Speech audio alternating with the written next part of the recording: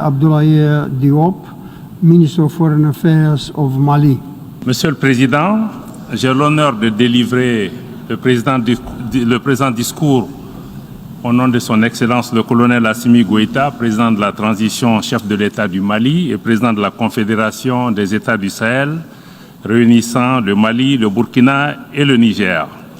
Le sommet qui nous réunit et le pacte qui en résulte arrivent à point nommé.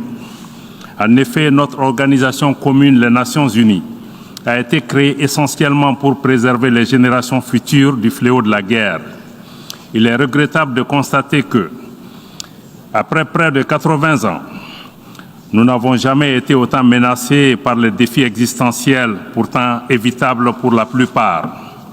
La prolifération des tensions et des crises dans le monde, notamment le terrorisme, la pauvreté, les changements climatiques, les inégalités, les maladies, les confrontations géopolitiques et les velléités hégémoniques et de domination néocoloniale ont mis à rude épreuve l'action de notre cadre multilatéral incarné par l'ONU, lui-même reflet d'un ordre ancien et d'un monde d'hier.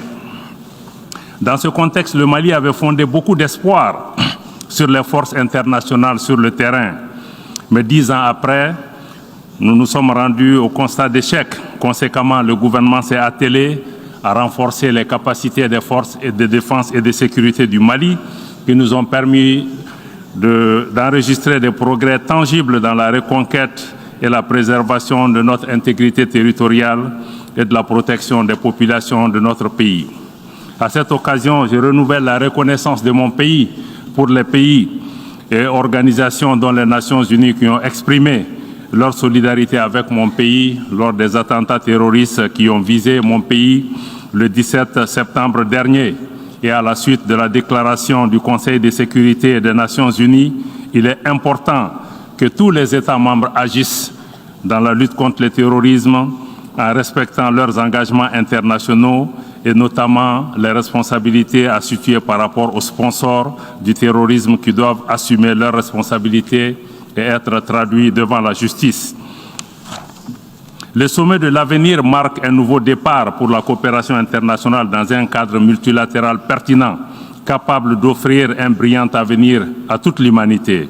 Ainsi, nous devons agir collectivement pour renouveler notre engagement en faveur de la transformation du monde d'un cadre multilatéral qui a gouverné nos affaires jusqu'à présent.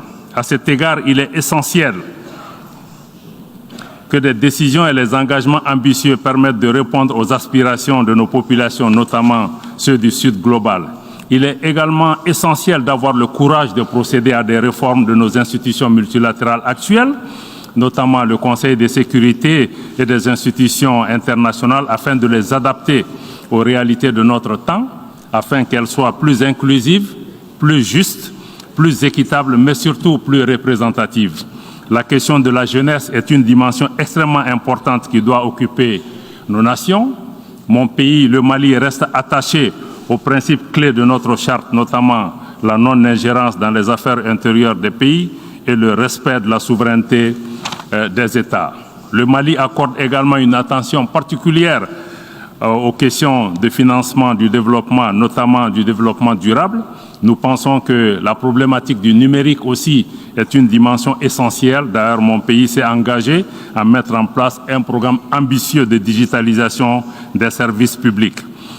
Enfin, nous pensons que le pacte pour l'avenir est un chantier très ambitieux au plan national et au plan international. Mais elle doit aller au-delà d'une promesse, d'une déclaration pour répondre aux aspirations des générations actuelles et futures. Je vous remercie. I thank the Minister of Foreign Affairs of Mali,